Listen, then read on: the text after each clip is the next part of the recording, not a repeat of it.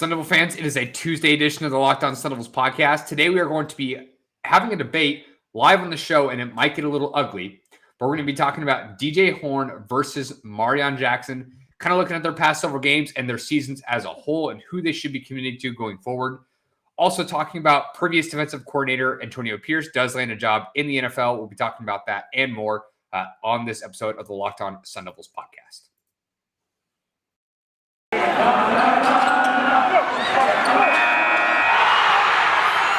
You are Locked On Sun Devils, your daily podcast on the Arizona State Sun Devils, part of the Locked On Podcast Network, your team every day.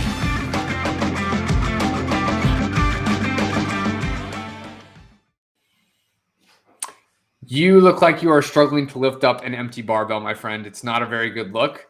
So instead, we should start the podcast.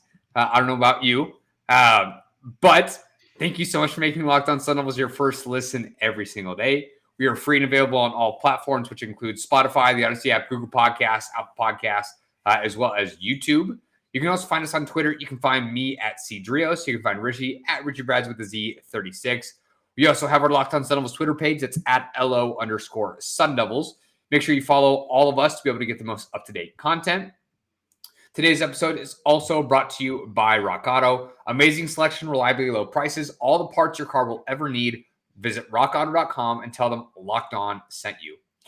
Richie, let's get into the first part of the podcast today. We kind of alluded to this earlier in the week, talking specifically about guards for the basketball team, both Marreon Jackson and D.J. Horne. Now, one is playing very, very well right now. And the other, it seems to be struggling a little bit. And I don't think it's any surprise for our listeners as far as to who is who, right? D.J. Horne, who has been a staple of this offense, has been in a bit of a slump, right? He needs to be able to contribute for this team to be able to win.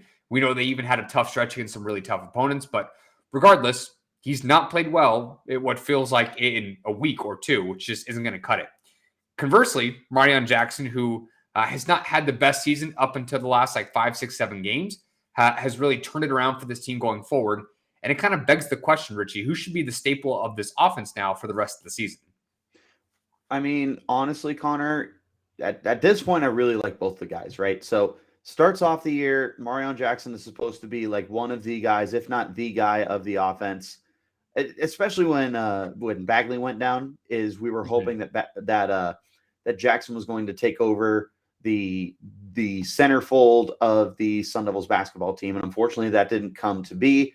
In the meantime, DJ Horne was exploding off the bench and just became a complete and total force for the Sun Devils to the point where he was getting the starting opportunities and Marion was on the bench. And I mean, Marion was still getting a lot of playing time, but Horne was in the starting lineup and he was getting 30 minutes. And Horne was performing very well in that starting role. He remained the most consistent player on the offense, but in the last 5 games, he's just not been that great.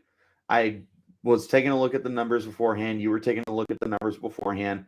Horne has cooled down significantly over the last 5 games. And we have to remember that 3 of those games were part of the 5-game daunting stretch where we didn't believe they were going to win any games. And unfortunately, Horne didn't show up for those games, but Marion did, thankfully. And Marion has gotten really, really hot as of late. And as we've talked about before, and I still stand firm and pat with this, Marion's role coming off the bench for this team has been the best thing to happen to him this year. I don't think you should be messing up a good thing right now. Like what you've got going on with Marion, keep him in that position. There's no need to try and force a square peg into a round hole. However, you do have to think about what's best for the team. And right now, what's best for the team is playing with the hot hand who is going to help you win basketball games. And that looks like Marreon Jackson right now, Connor. I'll argue with this. It feels like they never really went. It feels like they didn't go away from Marreon Jackson for a long time, or even if they did, it didn't feel like it lasted very long. Is the best thing for DJ Horne to be able to because he's more your traditional one, right? He's going to be that point guard with the ball in his hands versus Marreon Jackson, who might play a little bit more off ball. But is it better for Horne to be able to have the ball in his hands, be able to take those shots more often? Because I feel like Marreon Jackson, we talked about plenty of games here where it's like, dude, he took 15 shots tonight and he made 3. You can't do that. And it feels like DJ Horne's in kind of the same boat, right? But I feel like DJ Horne's not going to get out of what he's going through by just playing either less minutes or just distributing the ball, trying to go for more assists. I feel like he has to be able to get his confidence back up. And in my opinion, that comes from just from his stroke and be able to make shots. Oh, definitely. And I mean, this isn't a situation where you need to start taking away opportunities from DJ Horne. You do need to let him get back into his comfort zone. You got to let him get out of his funk and back into his groove because we know he's more than capable of it. But right now, with the way the Sun Devils are struggling to win basketball games and the way that Marion is heating up and keeping the Sun Devils in these games, I mean, he's willing this team to the best of his ability right now. I think you need to start a conversation, even if it's just short term, for who should be getting more minutes. But again, Marion has really thrived in this role, Connor. And I don't know if you want to mess with a good thing just because DJ Horne's not playing as hot. So where I think you might have your mind made up, I truly am kind of teetering on both sides. They're still getting Jay Heath very involved, and not that he's necessarily playing bad, but I think he's probably my third favorite of these guards. But it seems like a lot more of at least the starting lineup. Oftentimes they tend to go with a little bit more size, I feel like, leaving Marion on the bench for just a little bit. But obviously he's still getting plenty of minutes. When you look at overall minutes, Marion is, you'd think he was a starter too, right, with the amount of time he's getting. So it's not so much that guys are going to get less time. Now, I do want to talk about kind of some of the, or at least the recent streak of points that Marion has been able to put up. On the season, he's averaging 9.5 points. Nothing spectacular. His start to the season, at least the first 5-6 games, was at least a little bit better than I remember. So, I mean, he had 3 stinkers in there, starting with Portland on November 11th, and then leading up to Syracuse at the Battle for Atlantis tournament. He had points of 2, 6, 13, 16, 5, and 17. So I don't really remember him having games of 13, 16, and 17 early on this season. It just feels like, but it feels like he also went through 50 shots. In this specific game, so an example, the game where he put up 17, he went 6 for 14. The game where he had 16, he was 5 for 18. So neither of those were overly efficient. The game where he had 13 against University of Northern Florida, he took 7 shots. So that's drastically different in terms of overall efficiency. But after that, he had a plethora of games under 10 points. So starting with the first game against USC, that was at the time his career high with ASU, where he dropped 21 points. Since then, he's gone 21, 6, 2, but 24, 16, 12, and 14, giving him a 13.5 point average with the games of 6 and 2 still in there. And both of those games, respectively, the first game against Arizona, he only attempted 4 shots. And same thing against the second game against USC, only attempted 5. Now, why he didn't necessarily take very many shots, conversely, like he had 18, 16, and 13 the games following, I have no idea. But those point totals obviously kind of fall in line with how many shot attempts he also took. Point being is starting at that game at USC, he's averaging 4 more points per game, better than his overall season average.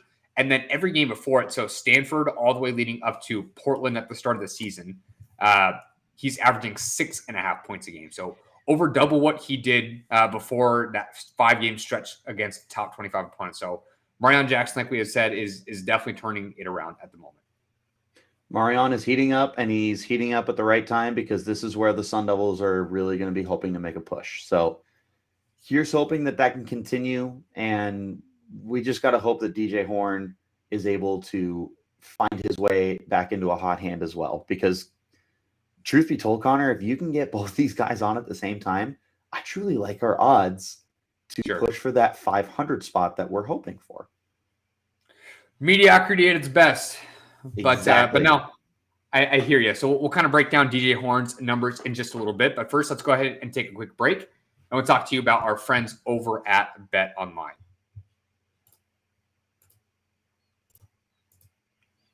Football might be over this season, but basketball is in full steam for both pro and college hoops. From all the latest odds, totals, player performance props, to where to find the next coach going to land, BetOnline.net is the number one spot for all your sports betting needs. BetOnline remains the best spot for all your sports scores, podcasts, and news this season. And it's not just basketball. BetOnline.net is your source for hockey, boxing, and UFC odds, right to the Olympic coverage and information. Head to the website today or use your mobile device to sign up and learn more about the trends in action. BetOnline, where the game starts. Thank you so much for making Locked On Sun Devils your first listen every day. Again, we are free and available on all platforms. Connor Drias and Richie Bradshaw talking to you guys a little bit more about basketball. We were a little bit more heavy on Marreon Jackson in that first part of the podcast. Now let's kind of break down some of DJ Horne's numbers. We keep saying he is struggling as of late, but let's maybe get into some of his averages over that same stretch of time, or maybe when he started to, or at least his performance on the court started to suffer. Now, I remember us doing, I think it was the preview against USC. We were looking at overall scores because in the Pac-12, I think, if I remember correctly, USC had 3 or 4, I think, in the top 20 in all of the Pac-12, and we only had 1. And at that time, I want to say DJ Horne was scoring at about 16.5 points per game. But over the last 2 weeks or so, I'm not quite sure how those numbers have differed. So, Richie, do you have any insight into that so far? I got him right here, baby. So, admittedly, his cold streak has really been over the last 5 games. But in those 5 games, ASU has found a way to go 2-3. And a lot of that has to do with the way that Marreon Jackson has been playing, not so much DJ Horne. So sure, and other solid role players like a Jalen Grant that we talked about before. Oh yeah, dude. Kwani Lawrence has had some good games. Oh, can you hear me? Yes, you're good. Yeah, Jalen Graham's been a stud. So, but taking a look at everything that's going on here. So the first game where DJ Horne really started to dip off was that USC game where we lost 58-53. And if you remember, we had that conversation. He went 1 of 12, and we're sitting there and we're like, you make, do the math, Richie. You make 3 more shots and we win that game. Yeah. You make 3 more shots, we win that game. He went 1 of 8 on his 3-point shots. So essentially, he missed everything inside the arc. He ended up only putting 4 points up in that game. The next 2 games, he had 11 and 11. Rock solid. I mean, you take that for what it's worth. But then he's got a 7-point game and a 5-point game. So over the last 5 games, Connor, he's only averaging 7.6 points a game. And again, maybe this is a little bit overblown because prior to that, he had gone 3, 4, 5, 6, 7, 8, 9, 10, 11, 12, 13 of his last 14 games were double-digit points. So Horne isn't exactly a bad player, and that's not what he's your best we're player. Trying to portray here. Exactly. Yeah. What we're trying to say here on the Locked On Sun Devils podcast is right now you need to start winning games. Marreon Jackson's playing hot. DJ Horne is not. Do you need to start a dialogue for getting Marion more involved and not so much lessening DJ Horne's opportunities, but essentially making him more efficient? Because if DJ Horne is not taking 12 to 15 shots a game and he's making 4 to 5 of them, and instead he's making 4 to 5 of 10 shots, that's going to be a lot better for your team because you distribute those shots, right? Maybe you give it to Marion, who is shooting hot lately. So it just, Connor, more than anything, it's just starting the dialogue. I don't think me and you are sitting here going, DJ Horne should be benched and this, that, and the other. That's not what we're trying to say here. What we're trying to say is it might be time to just start a conversation. Because if this trend continues, it's not like 5 games is a small stretch, especially with how weird ASU season has been because of the COVID protocols and everything like that. Right. 5 games is actually a pretty solid amount of time for the Sun Devils consistently playing. So, well, and you're playing 30-ish games in college versus the NBA where it's 82, or even a baseball where it's 162. When you're talking about game sample size, 5 out of 30, right? Like that's a huge chunk compared to maybe some of the other professional sports. So Precisely. that smaller sample size is bigger in the grand It's scheme of things still, because it's less opportunity for DJ Horne to play well. yeah, exactly. So that's the thing that we really need to take into account here is it's only 5 games, but it's 5 games. Like take it with a grain of salt, take it for what it's worth. But as a famous Richie Bradshaw said before, call a spade a spade. DJ Horne is not playing well right now. ASU needs to find a way to start winning basketball games. And the best opportunity could be to give Marreon Jackson the role of DJ Horne. But again, it's such a fine line you're walking here. But I'll let you voice your thoughts here for a sec, or else I'm going to continue to go on until the end of the podcast. I'm going to echo what I was saying before, and this might be an area where we agree to disagree. We'll fight off the mic. That way our There's listeners nothing to don't know fight about about. it. Oh, no, we're going to fight about it for sure. I think you got to get DJ Horne back. You got to get his confidence back. And the only way that's going to happen is if you keep him on the court and he's going to continue to take the same shots that he feels he can make. So like they kind of rode through the tough streak with Marreon Jackson, I think they're going to do the same thing with DJ Horne because at the end of the day, you can't win games, at least consistently, right? You had mentioned they're 2-3 in these last 5 games, but you can't win games without DJ Horne playing well, right? Like if he is playing better in some of these games, maybe they go 3 of 2. Maybe they find a way to go 4-1 as like a best case scenario, right? Within that 5-game stretch, you still have like a U of A, right? Within that. So you're not winning all those games, but maybe you can go 3-2 to 4-1. If you can start to play better in those stretches and continuously play above or about 500 basketball, a little bit higher to get you back up there, it's going to have to come from DJ Horne, right? But before Marreon Jackson was playing well, it's, hey, ASU needs more scores. They need more depth because without it, it's just the DJ Horne show. Maybe the recent streak he's going through is because he feels like he has to do everything by himself and he's mentally a little fatigued. Who knows, right? Like this is a college kid with a lot of pressure on him to essentially almost carry an entire school program by himself. Now, he obviously is getting help over the last like week or two. But DJ Horne's had to do a lot of this so far throughout the season since the start of November. So we're talking 3 to 4 months. That's a long time for him to go for him to finally get that help that he was looking for. 100%. No, dude, like we're not going to fight because I'm in the same boat with you. I just understand the other side of the argument too. So it's going to be a one-sided fist fight then. Okay, yeah, sounds good. You can try and fight me and let me know how it goes, but I'll be sure to still be friends with you on Twitter. Not to worry. Oh my gosh. Don't worry. This relationship doesn't go away just because you feel the need to flex for no reason.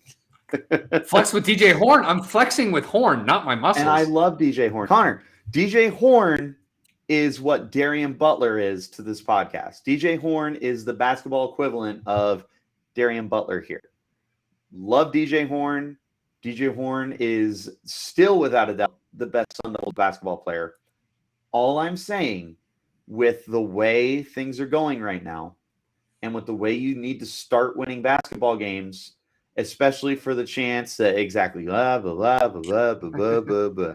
I'm Connor Drios. I'm too good to listen to my good friend Richie. Lulu. I'm sorry. My AirPods fell out into my hands. I'm sorry. Way to flex on everybody in the world. My headphones aren't falling off because I got them wrapped around my head. By the way, my students made fun of me for that.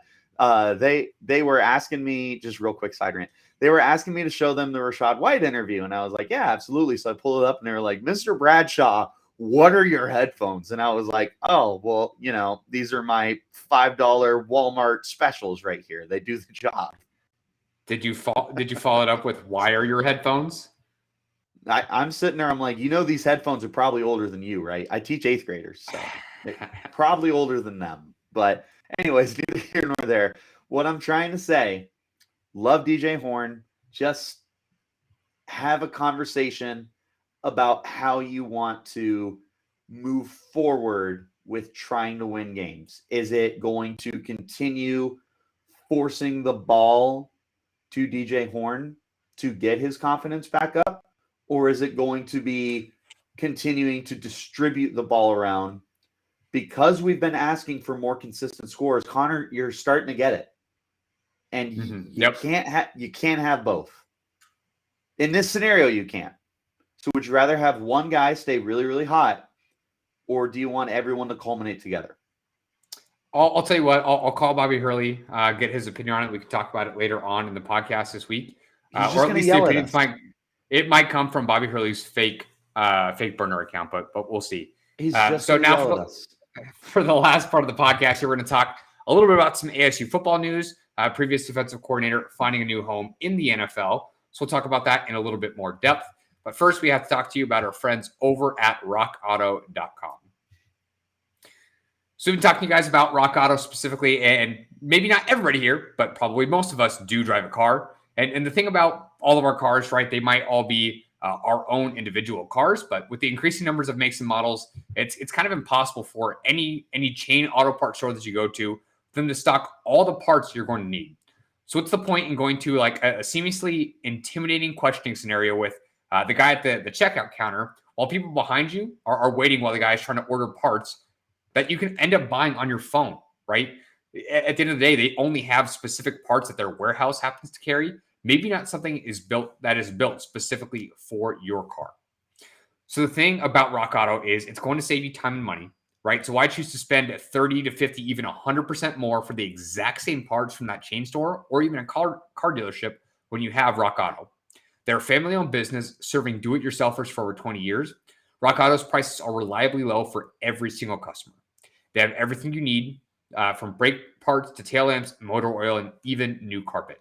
So go explore their easy-to-use website to find the solution to your auto parts needs.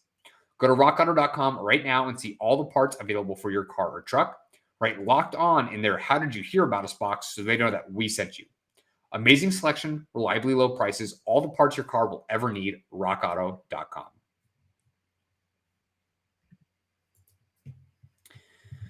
All right, we are back for the last part of the podcast here for you today, talking specifically about Antonio Pierce, who stepped down about 2 weeks or so ago now as ASU's defensive coordinator, who has now announced he has a job with the Raiders as their linebacking coach, which is kind of how he came to ASU, right? He was our linebacker coach here, and then also kind of spearheaded our recruiting process back in 2018, worked his way up into what was the defensive coordinator position at the time. Richie, I at least made a claim in the podcast. I can't remember if you necessarily agreed with me. I thought it was a little fishy that he was leaving for an NFL position. And I kind of sat there as like, maybe. I don't know who's in his ear telling him that he has a potential opportunity to go to the NFL. But I think we both felt like with the potential incoming sanction violations coming down on ASU, he was going to lose his job at some point or another, especially if it was something that was not going to be a slap on the wrist, right? So for him, it was probably I'm going to get out now while I can. I'm going to take a potential job in the NFL, which, like, good for him. Like, that is an upgrade to be in the NFL with an organization like the Raiders. So a good place for him to be in. I wasn't sure how legit it was, and it turns out he had a shot. Now he's got a job with the Raiders. It's funny, dude. Like, I'm going to echo what you said. It seemed very fishy that he was leaving ASU around the same time that all these coaches were leaving, right as all the allegations were starting to sit in, and knowing that he was the most important recruiter for your team and that he was leaving. And he claimed head of it all. Exactly. And he claimed that there was an NFL job, and me and you were taking our challenge flags and chucking them across the field. And we were like, okay, Antonio, yeah, you're going all in. We're going to call. Well, it turns out he wasn't bluffing, because now he's with the Las Vegas Raiders. And we're going to start an interesting conversation here in just a second when it comes to the NFL draft. But good for him. The Raiders are in serious need of some leadership right now after the whole John Gruden just terrible debacle. Situation there. Yeah, debacle. That's one way of calling it. Rich Henry Ruggs. What? Help me out. What was the interim head coach? Rich Bisaccia, who's now the special teams coordinator for and in my Packers. In my NFL opinion, they shouldn't have let him go, because I thought he did a really good job to right that ship and get them back into the right place. But yeah, you had John Gruden, you had Henry Ruggs, you had Damon Arnett. They had a lot of issues. They needed some guys who could come in there and provide leadership. And for all the shortcomings that Antonio Pierce had with Arizona State, the one thing he did bring was strong and consistent leadership, and that's something that the Raiders sorely need right now. The other thing they need, Connor, is linebacker help, and he's their linebacker coach. And ASU's got 3 linebackers going to the pros, including Darian Butler. Can we connect some dots here? I think he's going to at least have a little bit of a voice, right? Especially if, as the Raiders make their big board, depending on, and I'm making an assumption here, Darian Butler potentially falls as far as ASU linebackers go, top linebacker to be drafted this season if he does end up getting drafted. I definitely think they would talk specifically to Pierce, who got to see him on the field day in and day out, ask him about his actual opinion of him. So maybe this is a spot for him to come in and play. Now, I'm not too familiar with the Raiders situation as far as linebackers go. I think they still have Corey Littleton. They drafted That's the most to my knowledge. They drafted 1 billion safeties last year. One of them ended up being, Diablo. I'm going to butcher this. Divine Diablo. Yeah, who ended up, he was a safety, but I think he was a little bit more of a tweener. Yeah. So I think he's playing a little bit more of a linebacking position for them, but I'm not sure how much he started. So there might be an opportunity there for them to draft a linebacker. And you bring up a good point, specifically with a Darian Butler. They have, I don't want to say it's an advantage. They just have a source on their team to be able to ask the most insightful questions about Butler, right? They're going to, if they're truly interested in him, they can essentially ask him himself all their questions they would ask any other player, but then they can go to Pierce and get a second opinion, right? As far as I know, I've never been drafted in the NFL. I've never been interviewed to play in the NFL, which I think is a big mistake, but I'm just going to sit here and warm up my throwing arm in the meantime. Just because you got a faster 40 than me doesn't mean that 5'5" is impressive, Connor. 74. With that, like, this is a situation where the Raiders can ask, hey, what are your references, right? And they're going to go to Pierce and almost like, I don't know if they're going to fact check him, but they can say, here's kind of what he gave us. How true is this? What is your opinion of him? More so than any other team's going to be able to ask. So while I don't think they hired Pierce by any sense to be able to say, this is how we're going to get the most amount of information on Darian Butler, I just think it makes for an interesting conversation that if they are going to draft any ASU defensive player, specifically like a Darian Butler, this is their way of doing that. 100%. And the other thing to kind of take into account here is maybe a Merlin Robertson or a Kyle Soley don't end up getting drafted. All of a sudden, they've got a line as undrafted free agents to come get a tryout with the Raiders. Yep. And they're not the only guys, Connor. Just because Antonio Pierce is their defensive or their linebacker coach doesn't mean it's going to be restricted to just linebackers. We got to remember that he's had a lot of time to work with a lot of the defensive guys that are going into this draft. A Chase Lucas, a Jack Jones, his son, DeAndre Pierce, DJ Davidson, Tyler Johnson. He's got the inside knowledge on all these guys. And with all the needs on the defensive side of the ball that the Raiders have, because short of edge rusher and their defensive line in general is pretty tight, and they got a lot of safeties. Short of that, they really do have some needs all over the place that Arizona State provides. We have the corners, we have the linebackers, and those are their 2 biggest needs on defense. And bam, we got a lot of them. There's 5 off the top of my head. 6 if you want to throw DeAndre Pierce in that corner section area, but there's a lot of options there, draftable options too, that the Raiders are going to have a lot more insight on, like you said, because it's check your sources, right? Like I can see a citation. Bam. There's a citation right there. Antonio Pierce. What do you think? You worked with these guys firsthand. Oh, well, Darian Butler's a future All-Pro and Hall of Famer. Oh, well, say less. We're going to take him in the first round. Boom. That's how it happens. Darian Butler, first round confirmed. Listen, I love Darian Butler, but if he does go in the first round as of right now to the Raiders, that kind of feels like it falls like a Mike Mayock, John Gruden kind of pick. Why? Because he's a strong leader? No, it just seems like a massive reach. But that being said, like, it's not that we think that the Raiders are going to draft an ASU player. It just feels a little bit more likely now that they have a resource, somebody who has worked with some of these guys for the last 3 to 4 years, right? Who has kind of grown with some of these Sun Devils with their ASU tenure. So definitely something to watch as we go into draft day. I think if you do end up getting one of those guys drafted to the Raiders, it's got to be because of a glowing review by Pierce, who, in my opinion, it's going to come from the bottom of his heart, right? Like if he says to a team, specifically the team that employs him, hey, we should definitely draft this guy. He's going to be able to help our secondary. He's going to be helping our linebacking core. He's kind of sticking his neck out there for this player, right? If he truly doesn't think they should be playing in the NFL or should be playing for the Raiders, maybe he doesn't do that for them. So I feel like if they do draft an ASU player, it's because Pierce definitely spoke up on their behalf to go along with that talented ASU defensive player as well. There you go. They have lots of different options at Arizona State that Antonio Pierce could fancy. And if Antonio Pierce is able to recruit the Raiders staff to buy into what he's putting down, define in terms recruit. of probably slide him a 20 under the table or something. I don't know.